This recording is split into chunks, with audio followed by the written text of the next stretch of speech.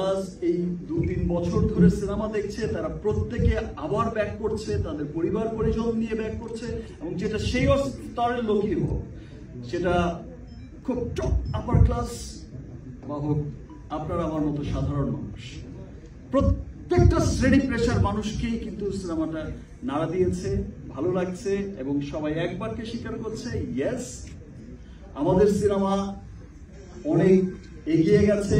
এখন আমরা প্রাউড করে বলতে পারি আমাদের সিনেমা নিয়ে আমরা গর্ববোধ করি। দেশের মানুষ গর্ববোধ করছে, যেমন দেশের বাইরের মানুষ গর্ববোধ করছে যে আমাদের আর বাইরের ভিনদেশি সিনেমা দেখতে হবে না। আমরা আমাদের সিনেমায় দিয়েই তুষ্ট থাকবো এবং আমরা আমাদের সিনেমাকে সাপোর্ট করে যাব। এভাবেই ভালোবাসা দিয়ে যাবেন।